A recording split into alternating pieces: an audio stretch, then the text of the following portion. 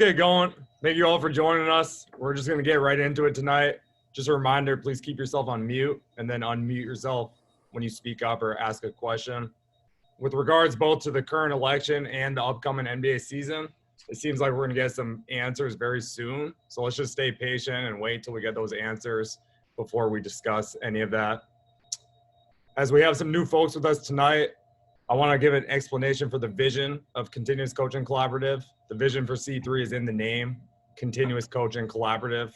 Continuous, we are all lifelong learners trying to constantly improve our craft. Coaching, we are all teachers regardless of the role you hold with your team. And collaborative, the whole is always greater than the sum of the parts. So we are all elevated when we work with others and focus on uplifting our peers and learning from them. So just to introduce Alex real quick, I want to explain how I first met him. During the 2012-13 season, I was an intern for the Fort Wayne Mad Ants, and Alex was the head coach of the Canton Charge.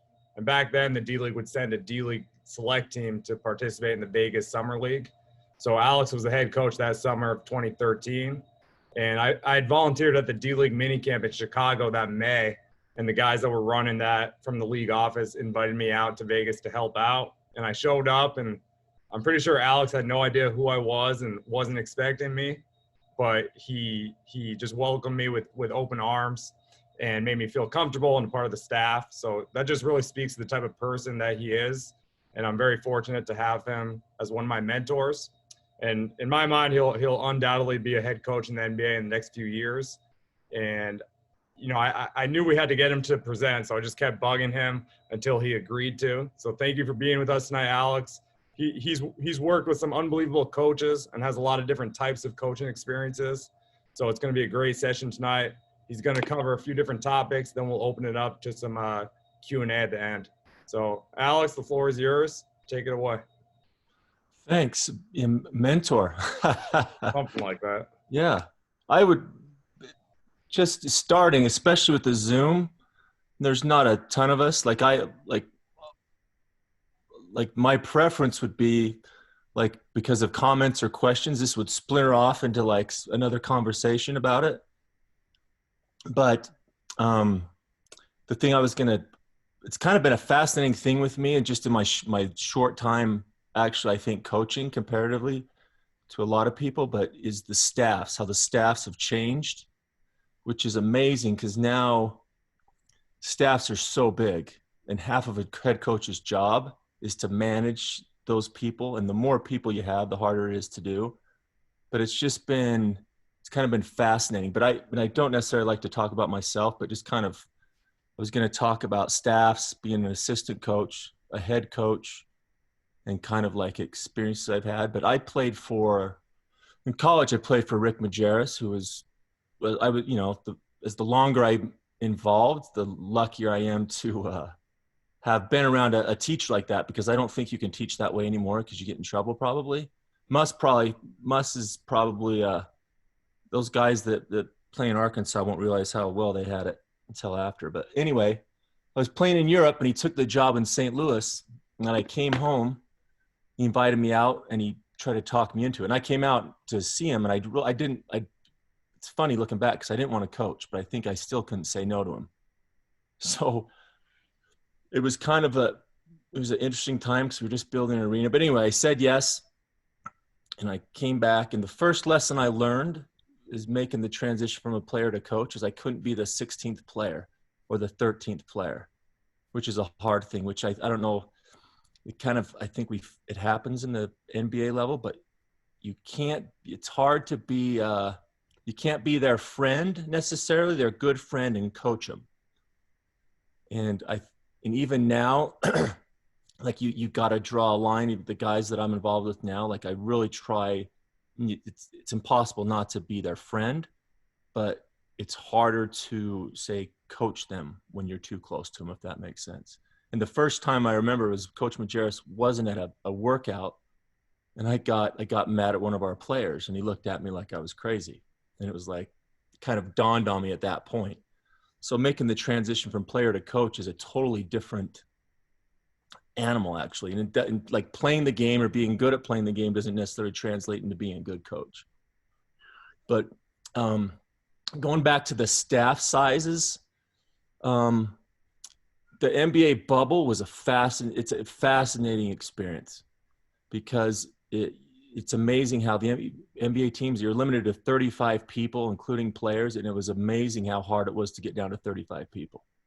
And you always thought to yourself, it might be like, how are we going to do it without this person or that person? But for us, it ended up being great because it reminded me of early in the now D-League staffs are huge as well. But like Jonah referenced the Summer League D-League team. And we went to a high school and we scrimmaged against Golden State Warriors, if you don't remember.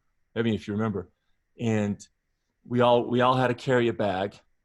You know, in Golden State, the equipment guys had got there earlier, and I think they had a couple cases of Fiji water and all the shoe. And it's a great experience to have to go through it. But in the bubble, but it was great for us because it just bonded us. It was kind of a collegiate feel, which you don't get. And if you guys remember, a couple guys on our team kind of had some issues, but literally like in a half a day, it was gone. Like, it's amazing to see the issues that are created around a team, whether it's social media or just the people in their lives. But it was, I became closer to my boss, Quinn Snyder. I mean, we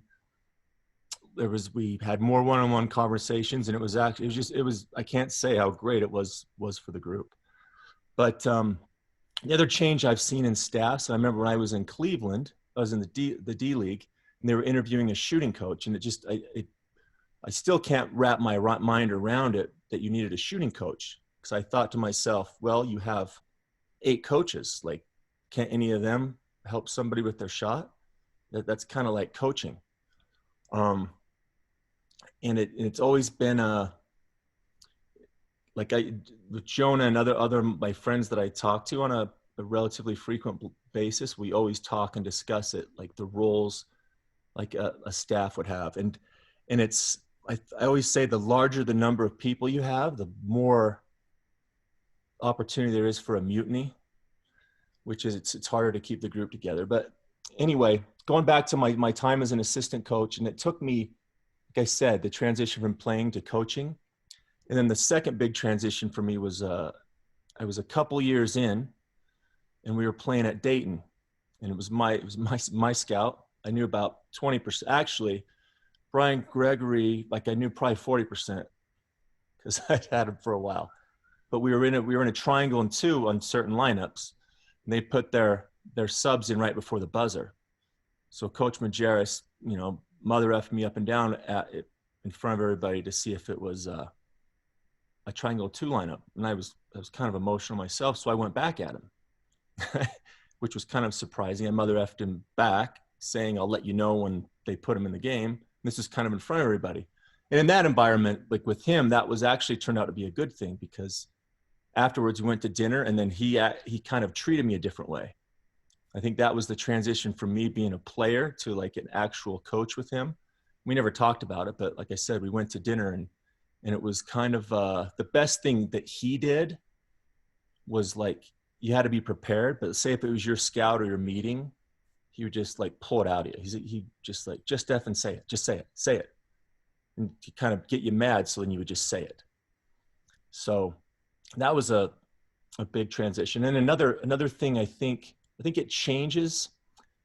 I've been out of the college game for a while, but I think in assistants, like, now it's so much recruiting.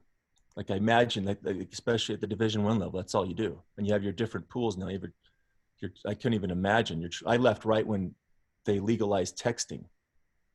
And, but the thing and it's interesting because the guys I've worked for, Majerus, I was around Mike Brown for a little bit, and Byron Scott, and now I've been Quinn for a while. And I think everyone's different, but I think ultimately the job is to make their job easier. And a great example, I think, is you make his job easier by putting out the little fires. I remember we were in Houston, and Ennis Cantor had come out of the game, and he threw a towel, and we lost a close game.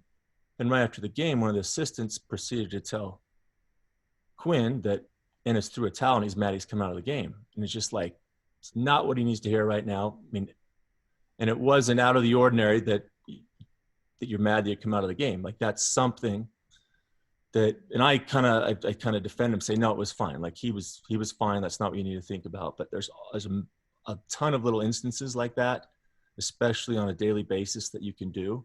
And then the last year or two, I think one of the big things as staffs have grown, even in college, I think the staffs have grown, but like the coming together as assistant coaches, like kind of like a unity, helps with the head coach. Instead of, 6 assistant coaches going to Quinn with little different things, kind of coming together first before you go to him, which, it's hard to make happen. But, and that kind of, one of the great things that we've done during this bubble is we've had the Coaches Association, we've had some guest speakers. One was Phil Jackson. One was, my favorite was Mike Tomlin. Who's an absolute stud, but it's great how he handles his guys. And there's actually a great podcast I reference with Pete Carroll and Steve Kerr. They do a podcast. They say some very interesting things in it. Because I think that the older I get, the more I coach, the more it's not about plays. When you're young, you feel like you need to play catch up, and it's about plays and sets. But one of the things Mike Tomlin probably said 15 or 20 times over and over again, and football is a little different animal, but I think it still holds true with basketball, is he talked about intimate relationships with your players. And going back to what I said earlier about, like, you can't be their best friend, but you still can have the intimate relationship. And he's probably said it 15 or 20 times. And somebody asked a question about Anthony Brown, and he kind of chuckled for a little bit. That's the receiver's name, right? The one that I think just got signed with the Buccaneers that had a problem. Antonio Brown. Yep. Antonio Brown. Anyway, he had a great line, and it wasn't, I think he just came out. I don't think it was a line he had rehearsed, but he talked about, providing them escapes, not trapping them, which is, you think about it, as you think back about players you had, it's like a great thing, providing him escapes and not trapping him.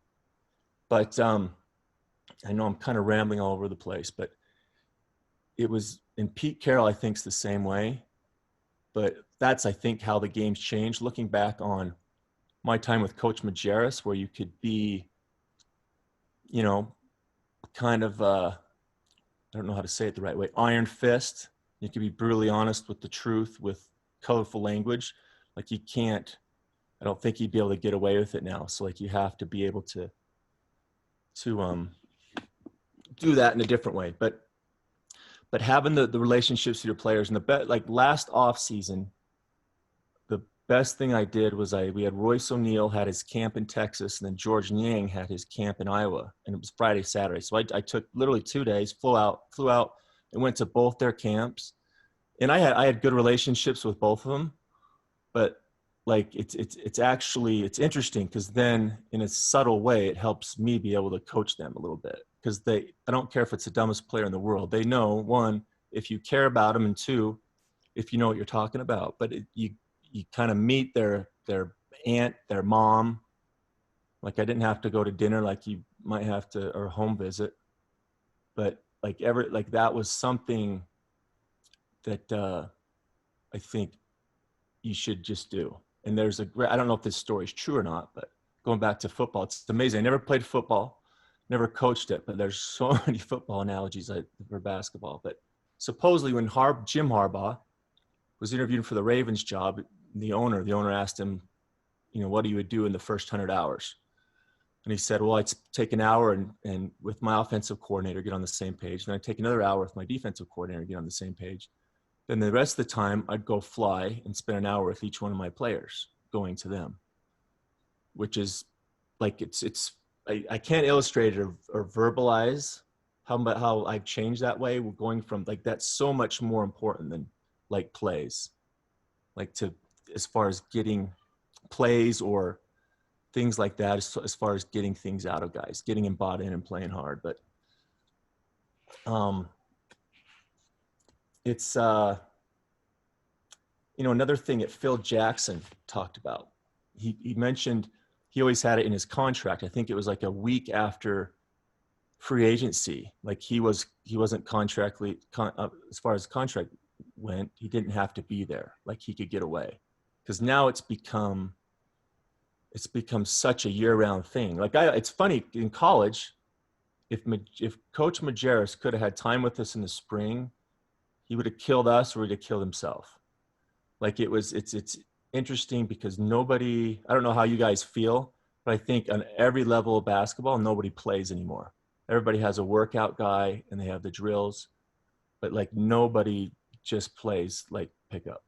And that's in about a week or two, when we start having meetings, that's what I'm going to try to influence Quinn. Because it's always, for those of you who've been a head coach and assistant, it's always easy as an assistant coach to point out things, but it's different when you're sitting in the chair. Like for instance, when your max player is not playing good at the end of the game and the guy on the bench should probably play over him, like it's easy for the commentators and the assistants to point it out, but to actually do it, one takes balls, but like it's easier said than done. My point being, when I'm telling Quinn, like he's thinking of all the things he needs to do and get in, and then I'm going to be going to him. I have to balance it, but I'm going to be going to him. They need to play, just play, be around each other, and just play. Because I think there's a lack of that at every level. But our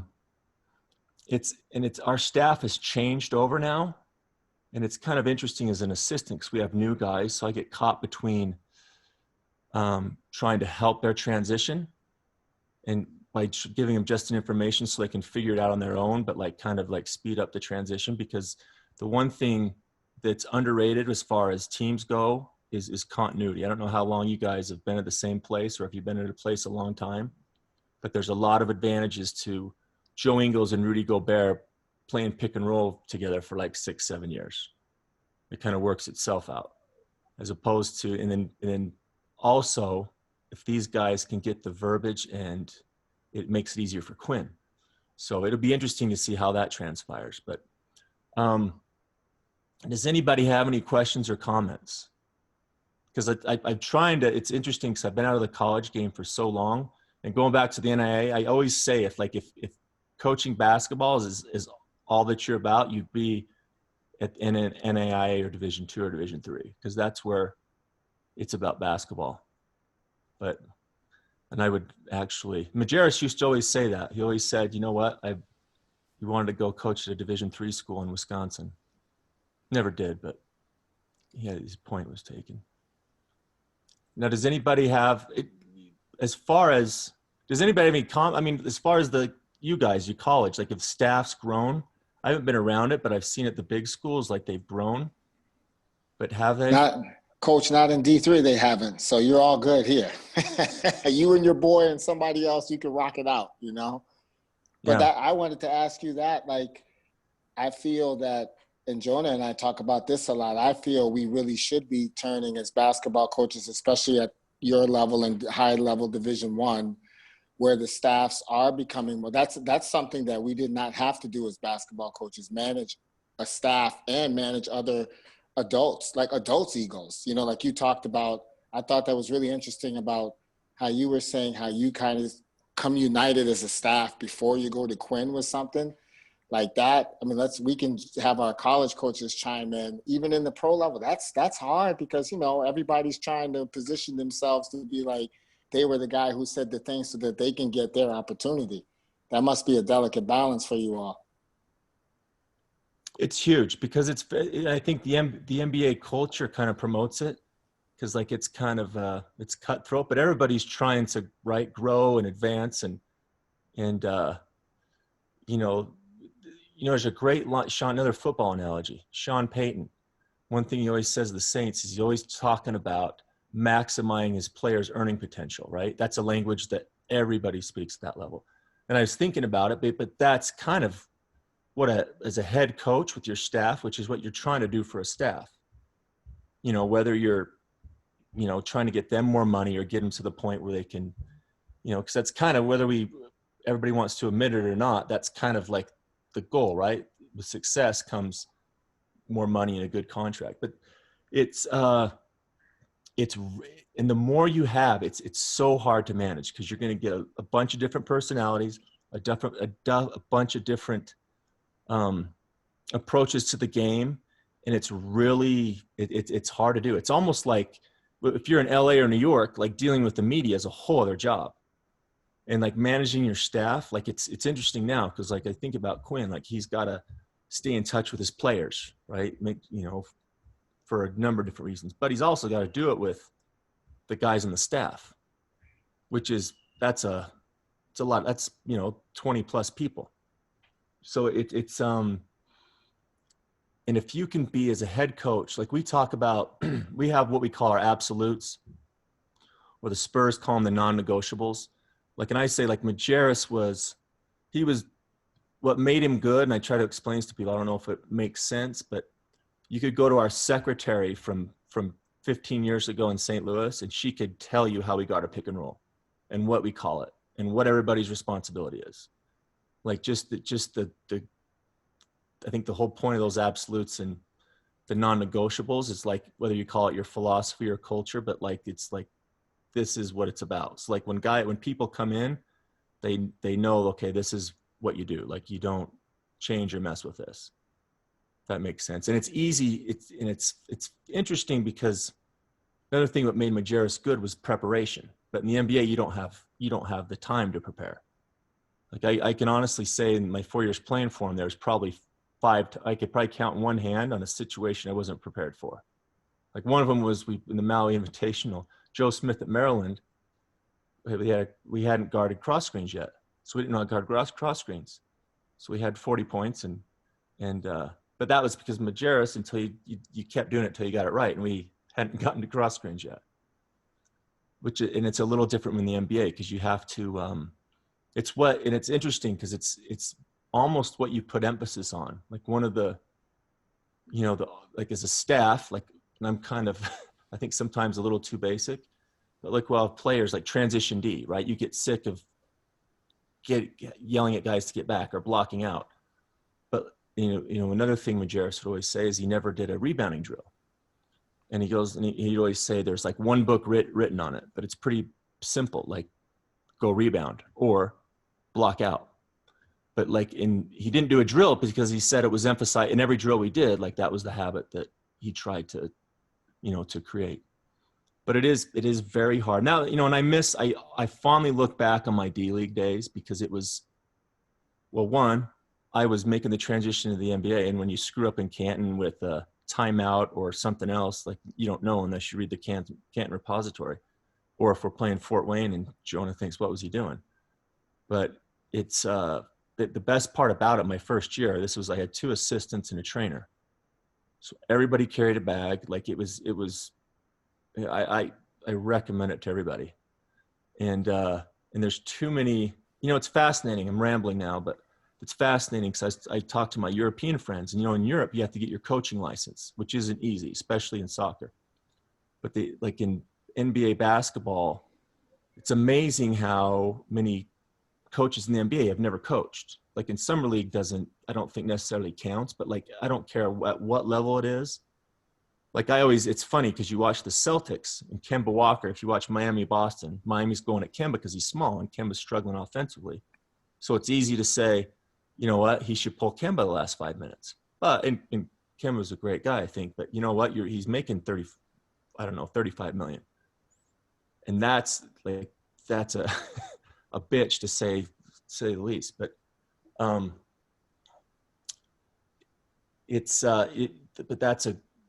love the D League. That's where you forget how much you learned, and I grew while I was there, just because of the limited amount of numbers.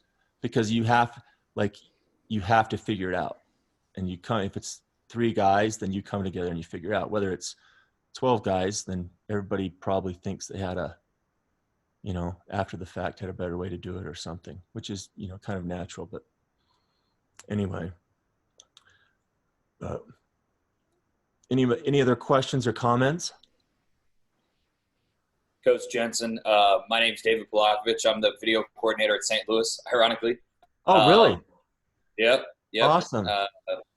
Funny stuff. Things come full circle.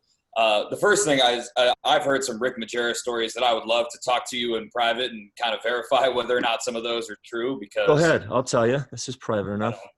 Yeah.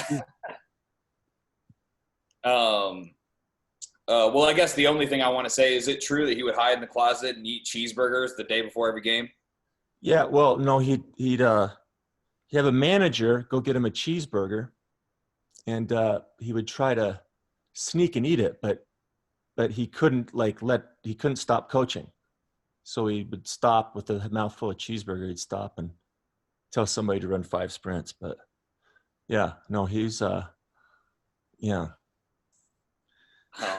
No, that was the first one, but I'm sure if I go into the recesses of my mind. But the other thing I wanted to say was you were talking about the growth of college staffs. And I was just curious because now this is one of the biggest staffs I've been on. We have 7 full-time staff members in addition to 3 GAs. So I was, the time when you were here in the mid-2000s, how many staff members did you guys have in a program that a lot of people consider to be mid-major or mid-major plus or whatever you want to call it? We had, I have to think, we had, including the head coach, I think it was never more than 7. And that was including the video guys and the GAs. I remember we got there, coach couldn't understand why we needed more than 1 manager. Because he had 1 manager in Utah. And it's like, that's a 2 manager job to take care of you and the cheeseburgers. But it's funny because I don't, like, a lot of teams will have like an offensive and defensive coordinator in basketball. And I haven't experienced that. And I don't necessarily like it because I think it breeds, in football, you can do it because you have those isolated small groups and they come together in the defense, offense, and it's just made up that way. In basketball, I think it's hard to do because, like I said, like, you say you have a defensive coordinator and something doesn't work, everybody has, an opinion how it should, even though this guy, or like if you have a scout, going back to scouts, Clay's here, right? You spent the hours watching Alabama, and somebody's going to maybe have an idea of how to do it better. But like I think the lanes have to be defined. I think it's funny the evolution of our staff in Utah. I think when it first started, it was like everybody do everything, but it's hard to do that. But you just the clearly defined roles, and I think it's huge.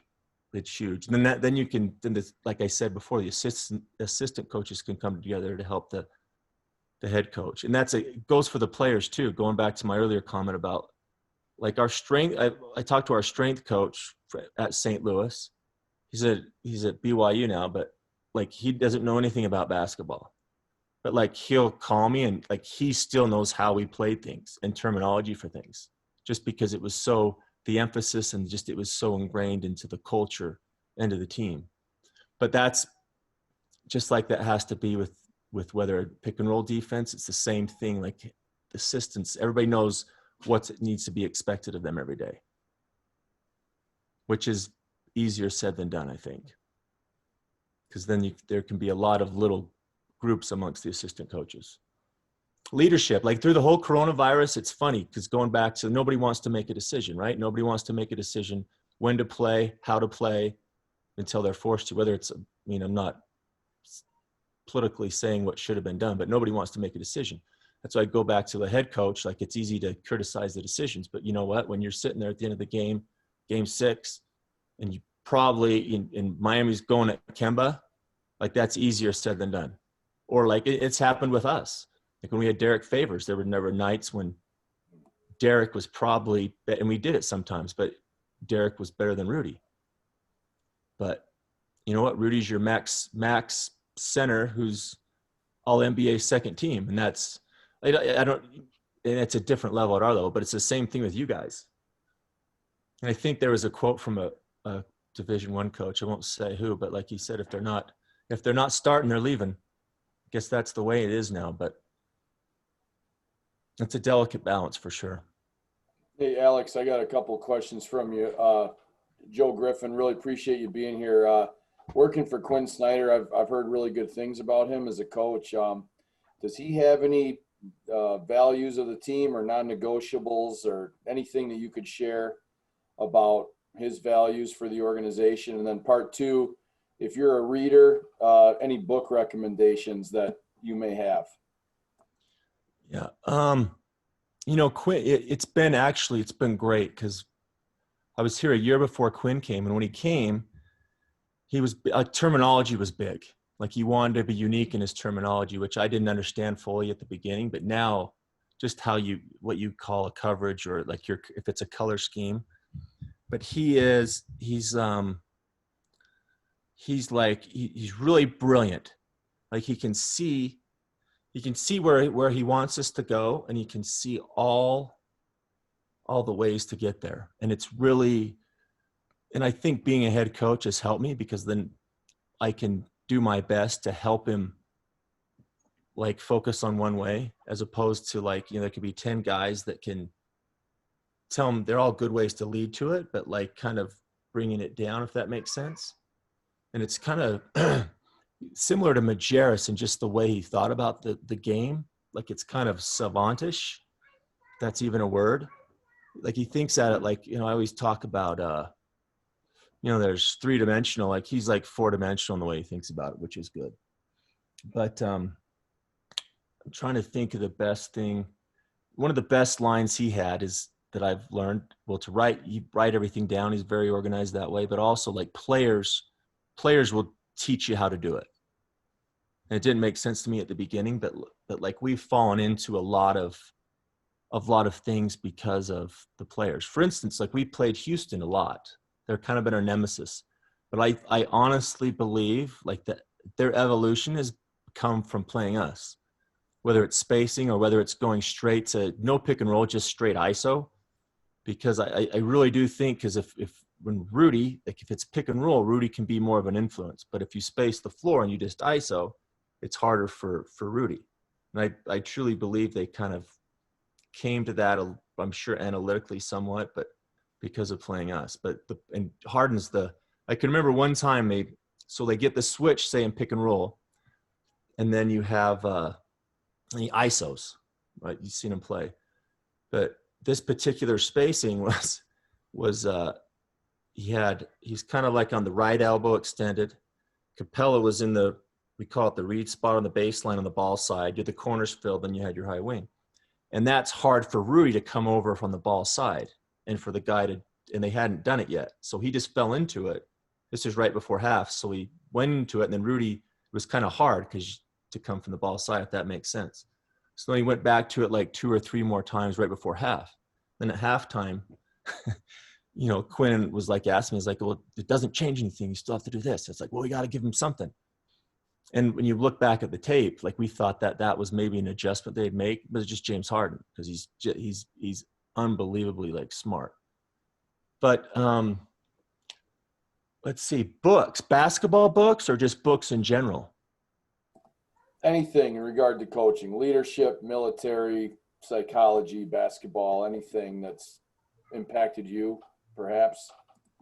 There hasn't been. I'm trying to think of Majerus. When I played in Europe, Majerus used to send me books. Like Majerus, he and Popovich used to send books back and forth, and he was actually one of those guys that remembered everything he read. But I'd have to, it's like military books are good. Like a good one is Hemingway, For Whom the Bell Tolls. It's like a military getting ready to die, but it's interesting because Majerus used to always say, like, he'd stop practice and he'd mother F somebody, send somebody on sprints, but then he'd always say, you know what, this is the last bleepity time most of you guys will ever be on a team. There's nothing like being on a team. And I think that's why a lot of players, especially in the NBA, go back to coaching. It's not so much because they want to coach, but there really is nothing, absolutely nothing like being on a team. Like, it's kind of interesting now because I'm home now and I'm part of the routine with my kids and wife, but it's become not good because like there's something about being on a team, and you guys all been involved in it, but like and like war is the extreme example. Like my grandpa, right, fought in the war, but he wouldn't talk about the war unless you were in the war with him. Like when my wife, she didn't quite get it, but when we first got married and I'd come home and she'd want to ask questions about the game and she wondered why I was an asshole. It's like, well, because you're not there. You're not in the locker room. And, but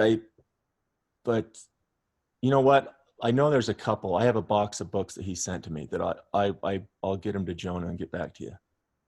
But yeah, there's nothing like being a part of a team. Like I said, when we went to the bubble, like it's just amazing. Like when you're just around each other, because you don't get that in the NBA like you do collegiately, but you just get tight. And like even when I meet up with my old college teammates, like Mike Doliak, if you remember him, I called him and he's going to move to Montana and be like a holistic farmer.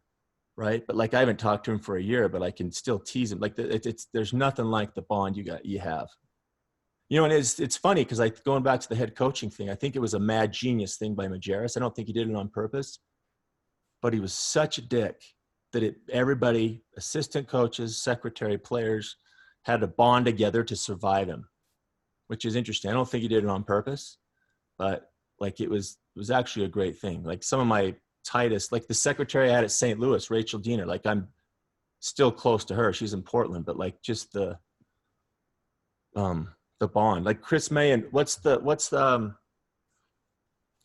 assistant AD's name? Janet. Tell Janet hi. Absolutely. I'm But sure I'll Janet, see her at some point. Yeah, I was tight with Janet basically because we dealt with him together. So. Hey, Coach, what's something that in your time as an assistant you were doing solely so that when you became a head coach or become a head coach again to benefit that? And since you've had the experience as a head coach, how did that work? Like, was it, you know, what did you get from that? And then maybe what were some things that as your first time being a head coach, you were like, holy shit, I didn't know that I didn't know that. What was the first one? Like what, like things to do to prepare to become a head coach? Yeah, like as you're an assistant, because you want to be a head coach, but still you have your responsibilities to do. But like some things that maybe you were doing, like to try to prepare yourself for the skill of when you were a head coach, you would be doing that. You know, Mike Tomlin, like I said, he was a stud, but he talked. I think that was a question posed to him, but he talked about it. He talked about when he was an assistant, he was always asking questions, and some head coaches were more responsive than others. But I know he said when he was with John Gruden, I can't remember where, but he like about scheduling. And he just talked about how you schedule your day, how you schedule the season. Like, I think that's like good NBA teams will like look at the season as far like the rest days or something, but kind of plan it out. But I think every year it's interesting because people ask if I want, I don't necessarily care if I'm a head coach again, whether I am in the NBA or the pros, but like being around like a group of people that like, I think that's a blast where it's kind of equal. But the thing that I think prepared me was like every year there's something I get just obsessed with. Like a couple years ago, it was like rotations. Like rotations are like it's a little bit different at our level, but there's gold there. And also preparing your players for like certain rotations, like letting the two guys that you know that, hey, you might go in for a minute. Like I think it's just huge, like having those conversations, because like I said, like, you know, you're telling, we have to sometimes not dress a guy, and the sooner you can tell him, the better. And like starting, like I know Majerus used to always have a line that starting is for high school. No, it's not for high school. Like starting's a big deal. Like it's hard to start in any level and get 20 minutes if you don't start. Like starting's, that's probably one of my biggest disagreements with him. But I think just learning. I think once you stop learning, like I remember between my 2 years coaching in the D League, I went to the summer league. The Cavs I'll tell you what, Dan Gilbert's great because he pays. And I went to summer league in Orlando and Vegas. And I remember I was fascinated, like what coaches say in the timeouts. Right. And so I would sit there and listen to guys, and, you know, you'd be amazed how, you know, I think guys aren't sure what to say or know what to say. And it's generic. And in the NBA, some head coaches don't talk to their assistants at the timeouts. Some do. Some, like, it's funny. Like, do you talk to them as they come out? Like, it's the one thing as an assistant I learned, like, always give my players, give them a minute or two to cool off, then they'll be more receptive. But just always learning and watching, because I think there's a ton of great examples. And I that was one of the best things with being with Coach Majerus, like just basically driving him everywhere. You're around people like that you just learn from, like Don Donaher, the old coach that was at Dayton for a long time. Like we would sit and eat Grater's ice cream and talk plays. Or like there was Ken Shields. He just wrote a book actually on zone defense with Dale Harris. I think it's a couple years old, but he's kind of like the John Wooden of Canada, but sitting there talking zone offense with Majerus. I remember we went to Ken Shields, Majerus, and I went to Milwaukee Bucks training camp. I was Chicago Bulls training camp, and on the way back they were arguing, and then we got into the parking lot and they were using me to prove their point. But like it's I think write things down and just put yourself in every position you can. And it's a little bit harder nowadays, but like just going to camps. And I love, like we did it tonight when I called Jonah just to clarify everything. Like we had a conversation about something. Like I have a group of friends and I love talking about it. That's why I hope this would be like that, because I think you can learn from your peers and those are with you. But the head coach, I think the biggest change was going from the college to the NBA. And one of the things that I realized was you have 6 bullets, like right in this season. You can't even, it's probably even fewer now, but you can't use your bullets every day. Where Majerus would unload a clip every day, meaning when you can get on your guys and hold them. And it's like I had to learn, because I think it was also the transition about handling my emotions as a player. Like it was good. Like when I got pissed, like I would always tell my teammates or players at St. Louis when they get really mad at coach, I was like, yeah, you know what, you're right. He was wrong, but guess what? That was just the best 5 minutes you ever played because you were mad. And as a coach, like that, it's not necessarily that way. Like you can't, the whole emotional part of it's different. So that's that.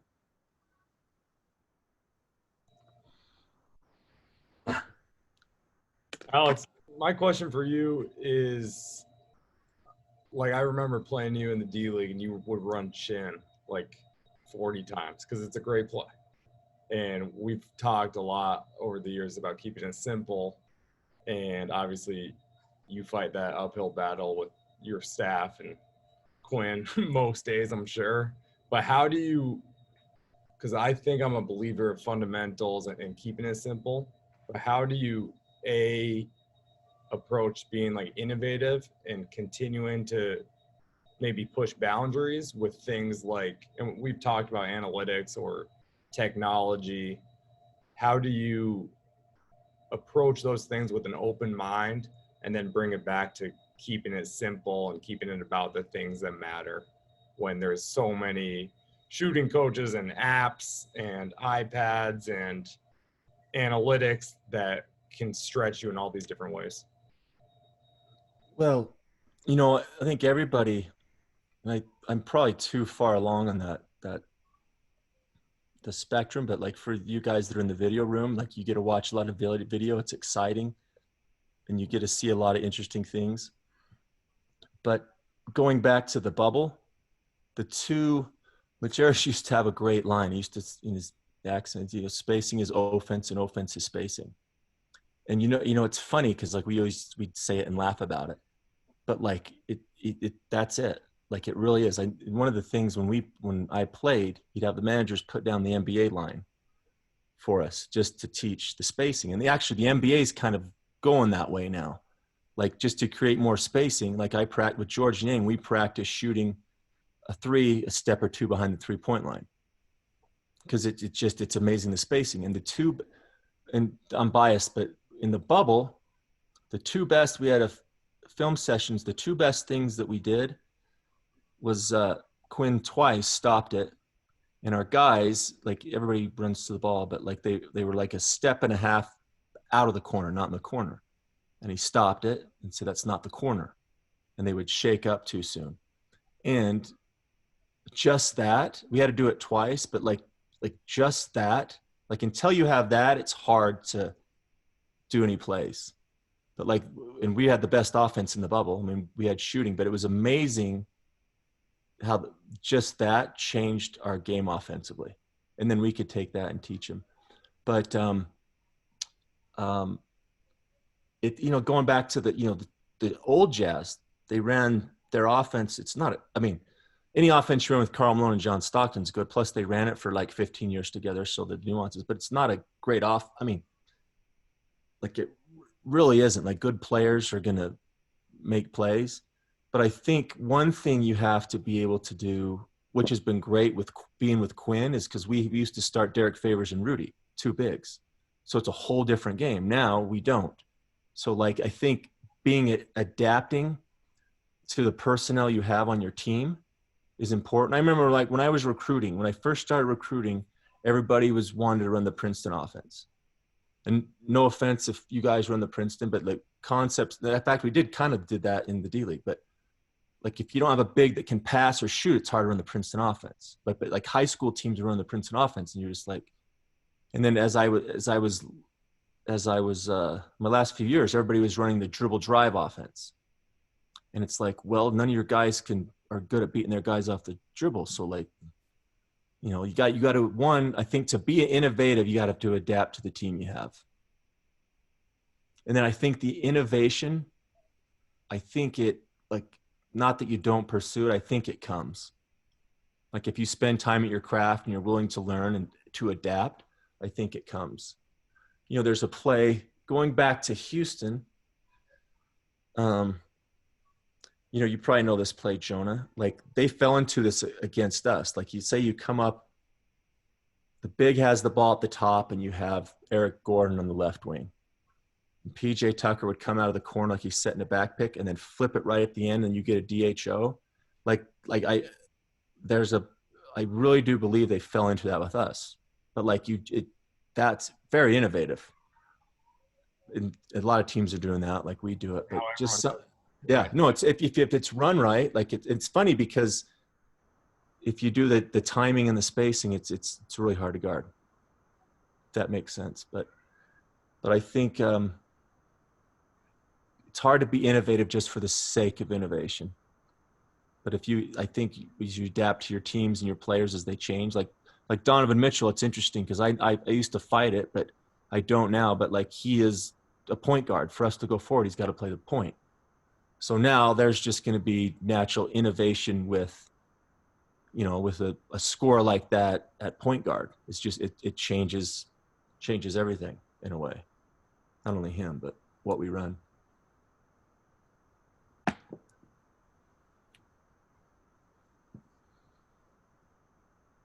No more questions, comments? It's so funny, Coach. You know, you mentioned that about like Houston's flip. Like I just finished reading like the RPO, the big one in football, was a botched play in a Division II game in West Virginia, and Rich Rodriguez was like, "What did you just do?" And the guy's like, "Oh, I thought it was a handoff and it was supposed to be a pass." He's like, "Well, do that again." And like I think there's just such a value to your point about like just being open to ideas, and maybe great innovation is maybe in taking something you do and maybe just flipping it a little bit or tweaking it a little bit to better fit your personnel. And that's where you're going to have, and I think, you know, it all gets back to watching your film and being an expert in your own personnel. And that was something, you know, Longobardi, Jonah talked about when he was on here talking about Steve Clifford. Be an expert in your personnel, be an expert in what you guys do and what your system is. And it's interesting to hear you say that, Coach, because, you know, it's something that resonated with me. Yeah. You know, it all ties in together. I said earlier, Mike Tomlin, with intimate relationships, like you said, knowing your personnel, whether it's like watching as I don't think it happens as much. I remember in Philly when Brett Brown first started. I'll never, because I always, in the D League, as you know, like you get out there and most head coaches warm up with players. But I remember it was early in Brett Brown's, and he was out there with Nerlens Noel, like shooting free throws, the head coach. And I was like, you know what? Why doesn't that happen more? Like, and Quinn's really good at that, but like the head, that's coaching, you know, like, and that's the hard thing with staffs. Cause if you did that, then there's less need for other people. But I really do believe like the head coach should get out there and, you know, and that's how you, going back to the intimate relationships and talking to him, say about a play or something. And then him, going back to my earlier point about the players will teach you, just like watching a botch play, but talking to them, like you come up with something and then it just, the whole thing, you know, comes together. And it's interesting because we're lucky because with the continuity, like for instance, we had 2 years ago, our emphasis was high pass to Rudy, high pass. And he broke the record for most dunks in a year. But then it's great because the NBA changes and it wasn't there so much. So it took us like 2 months, and it was like, you know what? He's got to throw the early pocket pass, and he's going to have to be able to finish it, which adds another level of skill that he needs to get. And he was actually pretty good. And we practiced like one dribble finishes or 1-2 finishes, and also being able to pass it.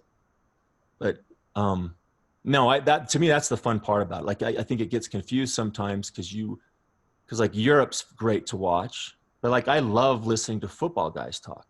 Like I said, I never played football, but like I have defensively, like every analogy is like football. Like for instance, in the weak side, like we call it like a free safety, like show blitz, but you drop back into your zone type thing. Like it's, to me, that's fun. And like just this right here, like I love it. Like you asked Jonah, like calling people and whether you're bitching about something, but just talking about it. But yeah, I think innovative, how you define it is, yeah. What was the line? What was the Carlisle, was it that you used about your craft or something? About knowing your craft or knowing your players. That's what it was, right? Knowing your players. Being an expert in your personnel. Yep. Steve Clifford. Yep. You know, that happened Jonah, at school with Majerus, actually. Like, because we were motion, right? 4 out, 1 in motion. And then he abandoned. I think he was didn't want to fight it, but we adapted. Anyway. Jonah, I have a question. Can you hear me? First is a comment, then a question. It's, you know, some of you know, I go way back when Alex was going into his senior year in college at Utah. You know, I had a chance to work with him at 2 different camps. He came out to Santa Barbara, and Coach Livesey and Coach Locke and I, we did some workouts with some college guys for a few days. And then later on that summer, he shows up at a camp we had in South Carolina, Coach Locke and I. I don't know if Alex remembers that, but my question is, you were with Hanno Medela both of those times. And do you keep in touch with him? I know he's very successful in Finland. Do you keep in touch with him, and how's he doing? Yeah, no, he's, you know what? Finland just like opened kind of like, I think a year ago, like an academy, kind of like the Australian Institute of Sport, but just, I think mostly just for basketball. But yeah, he's starting to coach. And you know what? It's interesting because he's like a lot of guys. I think everybody is to a certain extent, but you miss it, right? You make your money, but then you miss part of being part of a team. I think that happened to him. But yeah, he was talking about coming out to summer to like summer league. But you know, he helps. There's a lot of Finnish kids in college basketball now, and so I think he last time I saw him, he was coming out, kind of visiting them for the federation. But yeah, like because there's a lot of tall kids in Finland. Thank you. Yeah. Hey, Alex, I have a question. Just watching you guys offensively, you guys like move on the catch, like Race O'Neal does a good job of it. Joe Ingles, back when you had Crowder on your team. What are some ways you teach like attacking that ball on the closeout and really moving on the catch? You know, that was one of the biggest great things I learned from Quinn, like call it Go&Catch. And we even actually, speaking of adapting, like when Rudy gets the baseline, we practiced it with the bigs, like, or like go and catch, like you go before you catch. And like, that's when I've talked to younger teams and players, like the one thing, the quick decisions, the Spurs, I think, patented the 0.5, right? Make a decision in 0.5, but like making the read before you catch, whether it's shoot, drive, but the go and catch, it's just it's great actually. Like you can't hold the ball, especially I think in our league, but that's what we call it, the go and catch, which I think kind of speaks for itself. And again, it's funny because it does, if you're not spaced, it's not as effective. So spacing is offense, offense is spacing. And it's funny because I always go back to it because all that stuff's like imprinted on my brain, but like I wish I could, the lines that the different colors of tape we put on the court was like, it's interesting now because it seems like innovative now, but with Majerus, like I said, we had a 3-point line to teach spacing. We had driving lines from the midcourt and then from the wing to the block. And like, I can tell you this, like everybody on our team, you could get a catch at the free throw line extended or lower. Like that was drilled into it, and it's actually great. I should probably send this to you, Jonah, but so when he passed away, like the only thing I asked for was his notes. And there's a video I had, a VHS I have to get converted. But for instance, like I thought there was 7, but on the video, it says there's 12 different cuts. But that's the one thing I miss in the pros, because you don't have time to teach that stuff and just bash into it. But there's like 12 cuts, like a 7 cut, straight cut, middle cut, V cut, L cut. But my point being, you could make one of those cuts and like we could have been slow, but like one thing I knew I was good at, I'd get a catch at the free throw line extended or lower, so I could feed the post and my go and catch. Alex, a college guy here. Curious, you start, we're in the college game, went pros. If you were to go back to the college game, what's the one thing that your time in the pros saying, like, if I went back, like, this isn't being done enough? And I know there's time that's elapsed since then.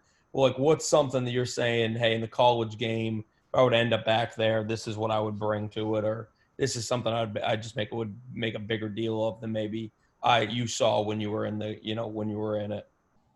Yeah. It's interesting because it's so like, my mind can't wrap around like the transfer portal and all that. Like, it's amazing. Cause that was always that's what I loved about college. Cause you had somebody for a couple of years. Right. But now it's so year to year, but I think, it's interesting because I have a good friend, German guy, Martin Schiller. I coached on the German national team with him. He was our D-League coach. And now I always used to tease him because European guys, they always feel like, because all the good coaches were Serbians. So I used to tease him, like, you don't have to be Serbian to be a good coach, which means like yell. But now he's gone back to Europe. But I would be fascinated. But the things I would bring, I think, would be, it's interesting because like the shot clock, you guys are still at like 35, 30. But yeah. even that was one of the biggest changes was like letting guys take early bad shots. Usually when guys say they want to run, it's basically translation is I want to take bad shots and you don't have to say anything. But then they don't want to run. Like George Karl used to say, coaches want to run, players don't want to run. But I think the go and catch, quick decisions, and I think one of the great phrase that Quinn brought from Atlanta with Bud was play with the pass. Like play with the pass, play with the pass. And nothing technical. I think I would probably go back to the basics and just the spacing, play with the pass. And one thing I fought, but like just the confidence to shoot and shoot early in a way. If that makes sense. I don't think seemed like college when I was coaching that everybody would run like a motion or something and nobody would look at the rim but yeah, it's a good question. I would be fascinated I think going from levels is a great learning experience. Very.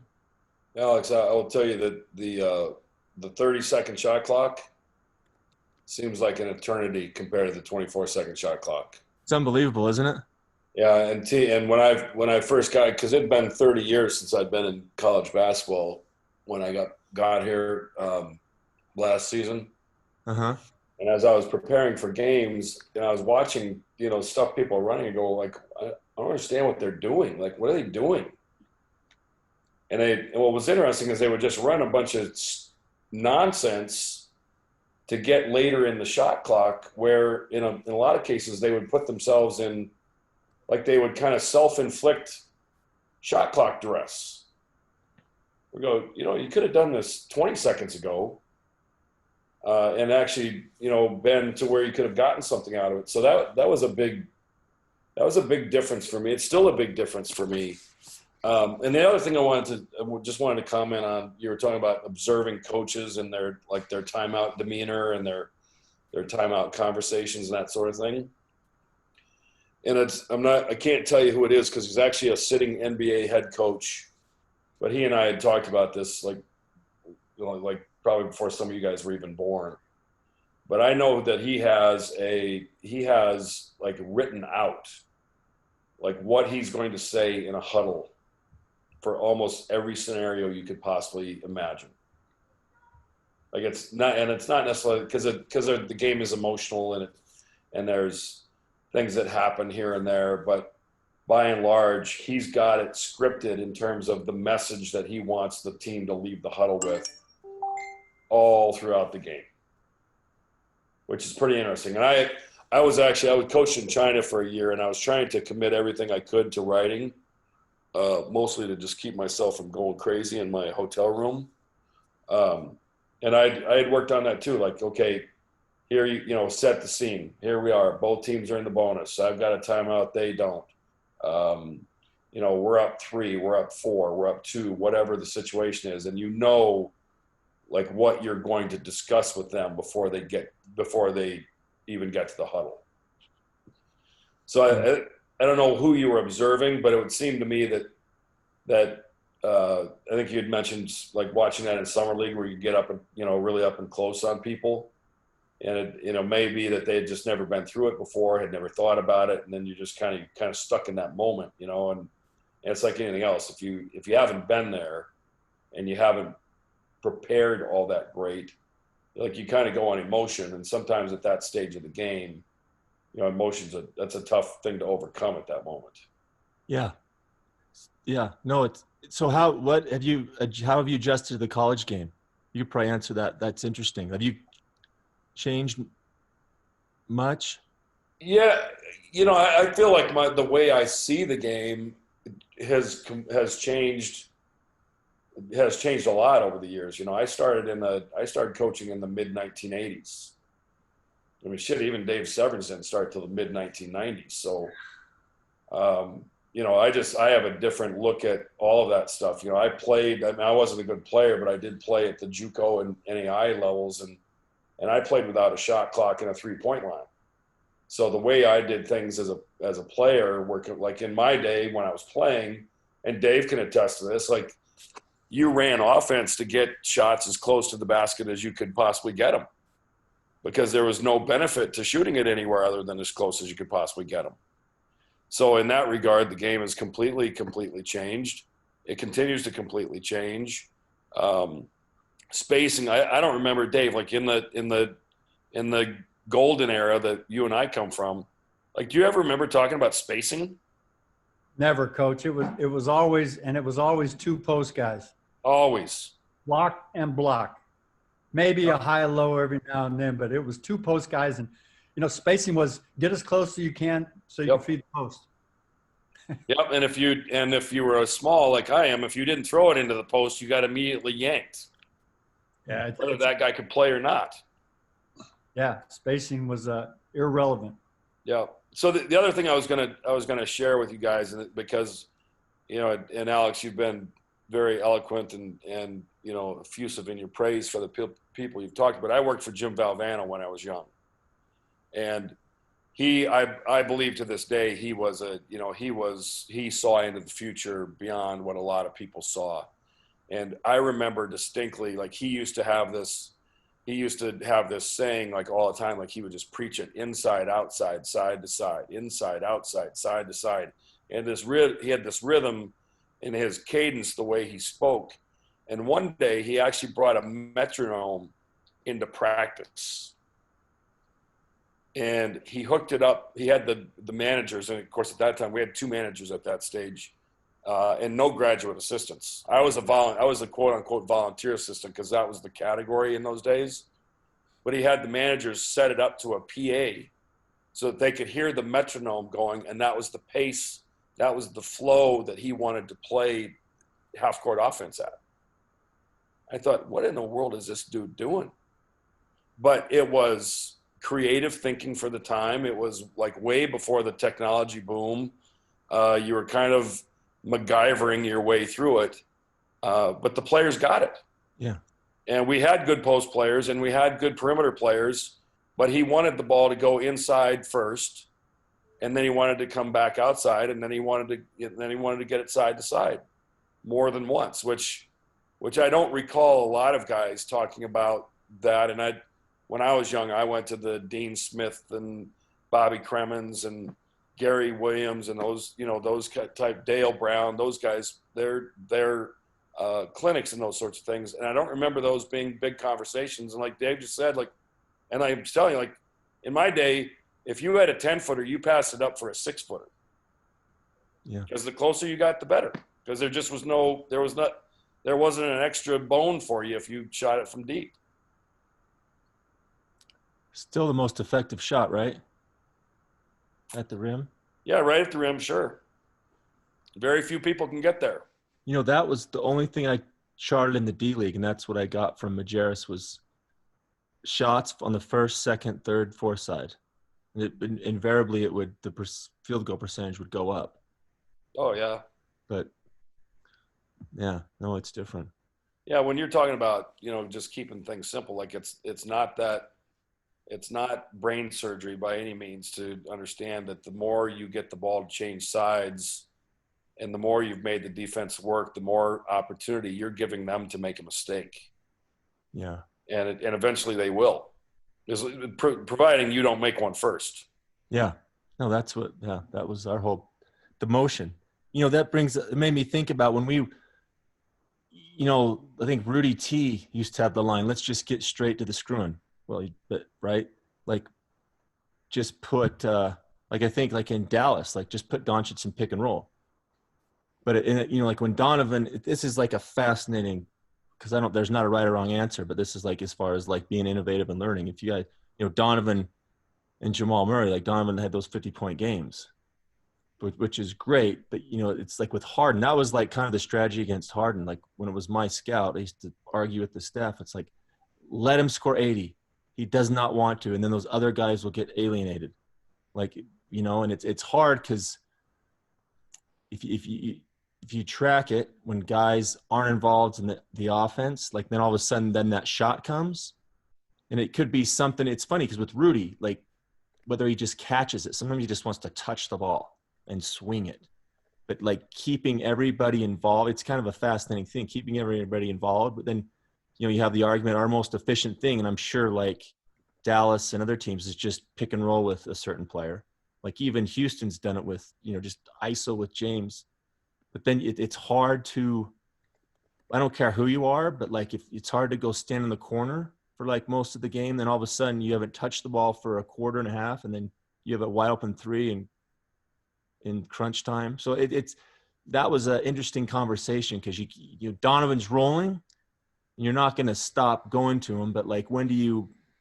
Because teams are good. Teams are going to like focus in and take that away. Like, okay, at what point do you put Mike Conley in the pick and roll? Or what point do you put Joe in the pick and roll? Or like, it's fascinating. And it's always easy. That's another thing about being a head coach. You got to make that decision and then get criticized for whatever, but how to keep everybody involved.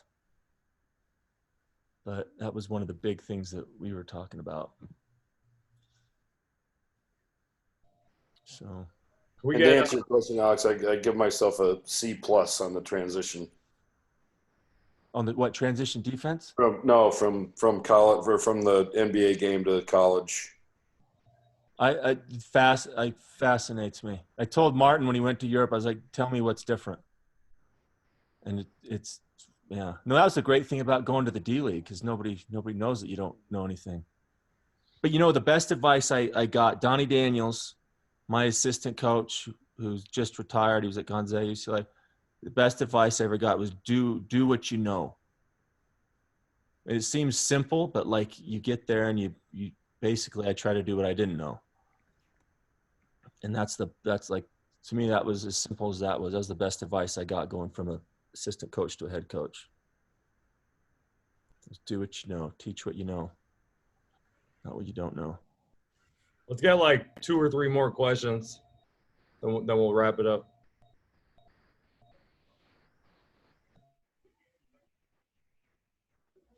Another thing I just remember real quick, I've encouraged Quinn, like it's very rarely do you get in the gym with just a kid anymore. Like there's like you'll get 5, like one guy will work out in an NBA practice facility, you'll have 3 video guys rebounding for him, and it affects it. It really does affect it. Because I remember in the D League at night, you'd go pick up somebody and go shoot. There's nothing like being in a gym one-on-one with a kid. There's no distractions. Like I encouraged Quinn to, like when we do camp, like you need to have a couple days where anybody can come, but like you need camp when nobody comes, like front office, because it just, the difference is, it's the ADD generation too. It's going to St. Louis. I asked Janet about this, but we were trying to get tutors. They wanted to get a tutor and have like a couple guys have the same tutor, and it was like, no, like it needs to be one-on-one, and it can't be in the study hall with like girl athletes. It's got to be one-on-one in a room, and that's how they're going to learn. It's the same. I think it's a lot of that's the same with whether you're working out a kid playing basketball. Like, you record it and there's just a million people walking around, and it's like the best, like Rudy put a gym in his house, and I told him he was an idiot, but now it's like great, because I'll go up there and work out with him, and there's no distractions other than his guy, DJ Battle, who's a DJ from France. Kind of an inside joke nobody gets, but. Alex. Sorry, just a quick question. I was just wondering what you saw was the biggest difference for you in between your first and second year in Canton as a head coach, and what were the things that you thought that you learned the most that helped you in that first year to that transition to the second year, and what was the biggest difference you saw in yourself? I think you get more confident and comfortable, and it would have gone faster if I would have did what I knew at the beginning. But I think it's just you just get comfortable with it. It's like I tell everybody I know, like if you want to coach basketball, you got to coach. Like wherever it is, just you got to coach, because there's nothing like calling a timeout, making a sub, like that's the best thing about the D League. I mean, I get the second year, first year I had 56 games of doing it. It's like you're just more comfortable, which makes you don't have to focus on like we always joke about this, like when to stand up, when to sit down. Like you get to focus like on coaching more, if that makes sense. Like you get more comfortable talking to the refs, and it just ties into like if you got just a coach, like if you every opportunity you can get to coach, where you're dealing with players, assistants, good players, bad players. But yeah, that was I think just being more comfortable and confident. Alex, I'm curious about film sessions and like maybe something that you've done or Quinn does at a high level in a team film session, but also maybe for you, from an individual film session. We've all been there. We code the game up and we click on the guy and we see 24 clips, and it's like, well, I can't show him 24 clips. Can you talk about maybe both those two things, both what Quinn does at a really high level in the team setting, and then what what you've seen work, or something that you think works in that individual setting? Again, this is one of those things as an assistant, it's easy to say, hey, that's too many. It's too many. Because when you're a head coach, like it's funny because we joke about it because he'll pull clips and we'll be like, that's too many. But I think, it's interesting because I think, the U.S. ski team's based in Salt Lake. And I can't remember the exact numbers. But again, going back to like this is the ADD generation. And again, also, this is easy. This is as an assistant. Because I'm sure I would be longer as an adult. But like after 5 minutes, like your retention just goes down. And after 10, like after 15, I remember we lost to Wyoming and we came back to Utah and we had, and I'm not exaggerating, but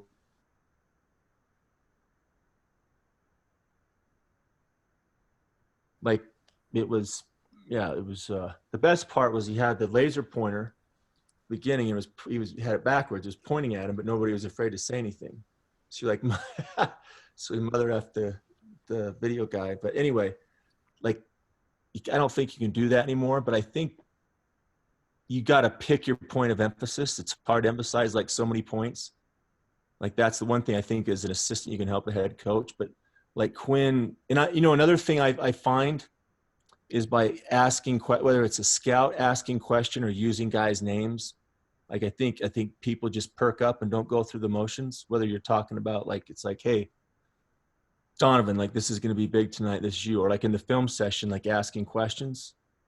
But I think it's just got to be short and succinct. Like Quinn does like he has some really,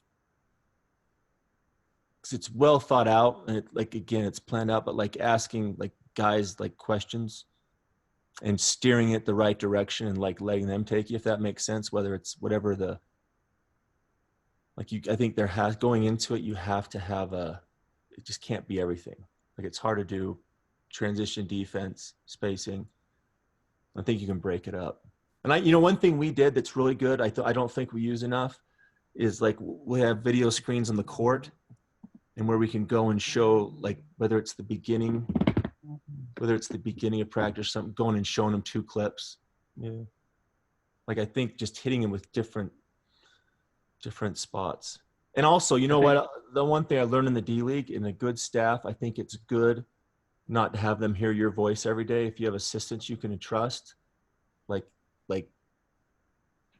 letting them do that. And then the other thing that's really been good for us is breaking it into like say pick and roll. We do a lot of pick and roll, is like getting Mike and Rudy after practice and going sitting down and like watching 5 clips. That's really good. Like that. We have at our facility, we haven't used it a ton yet. We have like the Stockton Malone room that's basically for that. Like you can go in there, but I think breaking it up with coaches, with the voices that's coming, and then the players. Because again, that's one thing I learned at St. Louis. When the class size is, when there's 15 kids in a class, you're forced to learn, you're forced to be prepared, as opposed to 200 kids in an auditorium. You don't have to go and. Hey, one thing, Alex, I want to piggyback on what you said about, I think it's really important, college pro, to have the video screen on the court. In our facility, we have this unbelievably great theater with these plush seats, and it's too comfortable. And Doc would never take the guys in there because they'll fall asleep. So I would recommend having the video screen right on the court and, have them stand, because if they're going to stand, you're not going to be there very long. Now, there's times where you got to have them sit down, I know, but having that video screen right there on the court, I think is really important. Yeah, because there's times that even I do it, right? When you go into video, you go get your drink and your power bar, or like you're bald, you can roll your foot on top to massage the bottom of your foot, like you said, to get comfortable. Yeah. And I think it's important because I think most of the players know who's guilty. I think it's good to call out the elephant in the room, but how you do that's is an art. In college, you could just call it out, but everybody, usually the team knows what the elephant in the room is.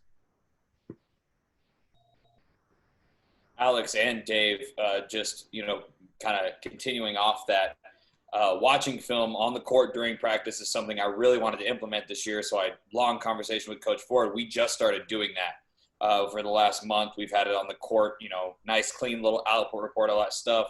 My question is, and one of the things Coach Ford and I have been going back and forth on is he doesn't want to stop practice all the time. I think he's had a tough time getting used to the film. I think he loves it, and it's been great. But I think, having been a head coach now for 25 years and never having this at his disposal, he's having a tough time getting used to it because he feels like it stops practice dead in his tracks.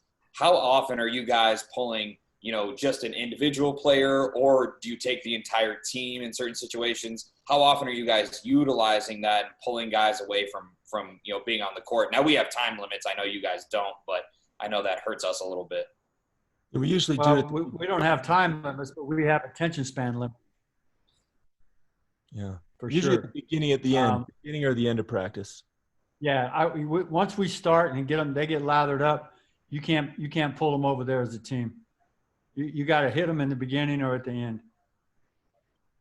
In college, one thing I remember when I played, we'd have 2 camcorders, and the point was, like, if he wanted us to see something, he'd send us to go watch the play that just happened with an assistant real quick, then run back out. We used to do that, which, I mean, you could probably get away with in college, where, you could go over there and watch it with the assistant and you don't stop practice. Well, Alex Majerus is the reason that I started. He's the one so the administration said, Rick used to watch film during practice the whole time. And I'm like, I'm 10 years later, I got to be better than whatever they were doing a decade ago. So that was it's funny that was my motivation. So I think there were a lot of firsts with him at St. Louis. That's what I've heard. You need to go to Lorenzo's and say hi to Larry, the owner, in the Hill. We closed that place many nights. Let's get one more question, maybe from someone we haven't heard from.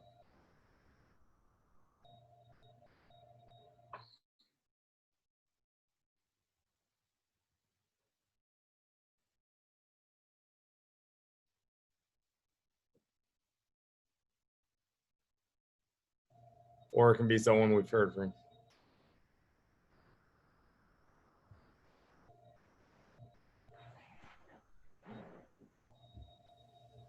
Hey, Coach, if you were coaching, I know with the 2.9, it gets tricky with the pros, but if you were coaching college and you could choose man or zone, why are you choosing what you would choose to play defense? I think, it's funny because I've kind of tried to argue this point. I think man is zone. It really is. I think, like, there's guys you guard a certain way, but, like, man is basically you have your principles, but you should be, like, in a zone anyway.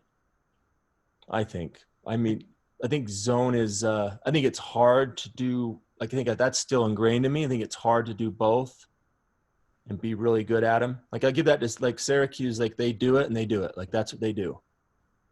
And I think it's hard to. It's funny because. But Jairus, I remember a couple of times he tried to do it, but again, like, he didn't feel comfortable teaching it. I remember he had, like I said, Coach Donaher from Dayton, and then the guy from Syracuse came out and tried to teach us a couple days. But I think man, because I think, like, I used to hate watching an AAU game. You guys, I don't know if you go and then both teams are playing zone, and you're just. But I think. I'm just a man guy. And I think that the weak side's basically a zone anyway. That makes sense. No, it does. I'm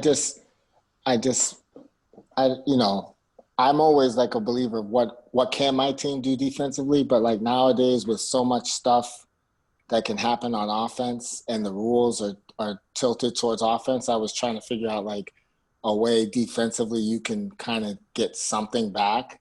I mean, there's just so much to try to guard man-to-man wise, and then personnel can change this, that, and the other thing.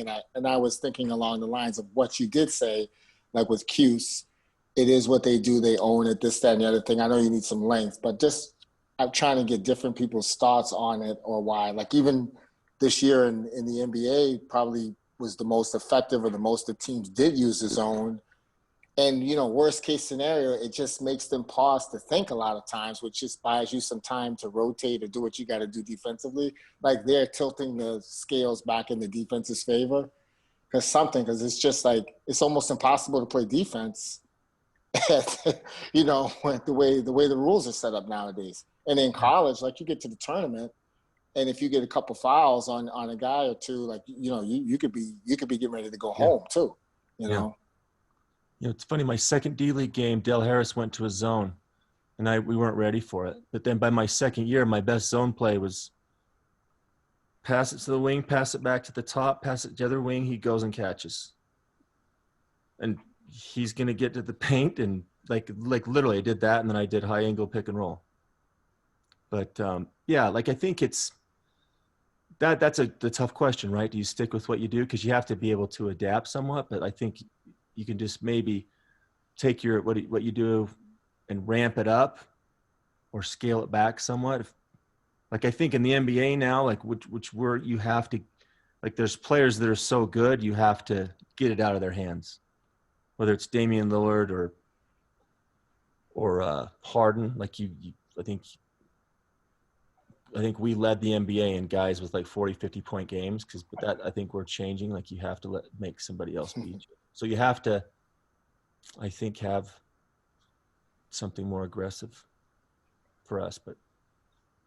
And, again, the zone, like another thing about the zone, I played quite a bit of zone in Europe, but it's not something I've done.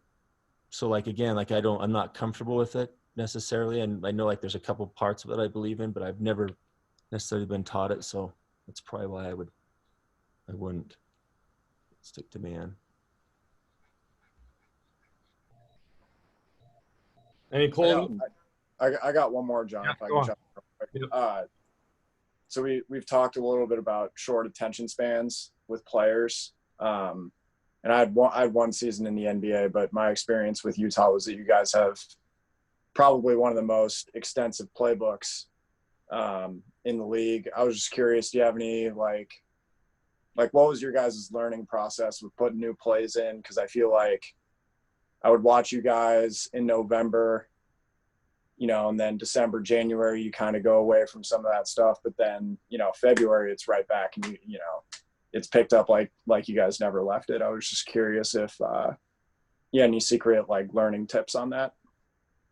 And this is the truth. Jonah knows our playbook, but they're better than I do.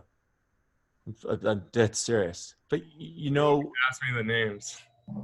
Yeah, like we don't know them either. But the good thing is like adapting. Like I said, we had the two bigs, but the one thing that's underrated is the continuity. Like if the Spurs would go to a play, they could run a play they hadn't run for months, maybe even longer, and they could play it. Like the continuity, like it's just underrated, and that's something that we've had.